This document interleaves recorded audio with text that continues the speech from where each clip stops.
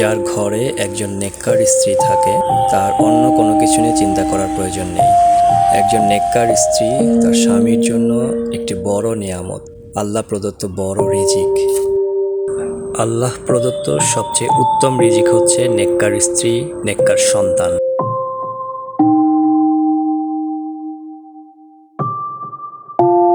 আল্লাহর কাছে অসংখ্য ধন্যবাদ এই জন্য যে আল্লাহ আমাকে একজন নেককার স্ত্রী দান করেছেন। আশা করি নেককার সন্তানও দিবেন।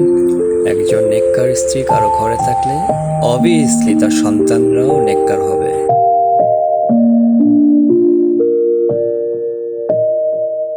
দেখুন, আমার স্ত্রী তার অকৃত্রিম ভালোবাসা দিয়ে আমার জন্য খাবার তৈরি করলো। হসপিটাল যাব সেই জন্য খাবার রেডি করে দিচ্ছে, বক্সে ভরে দিচ্ছে, অনেক কিছু করে দিচ্ছে।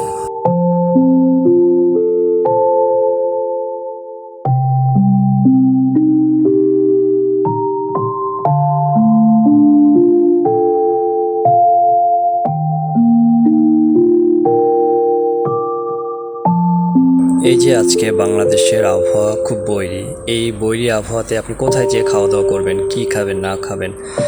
সো একজন নেককার স্ত্রী আপনার সামগ্রিক চিন্তা করেই খাবার তৈরি করে দিল, খাবার বক্সে করে দিল, অবশ্যই আমি প্রাউড।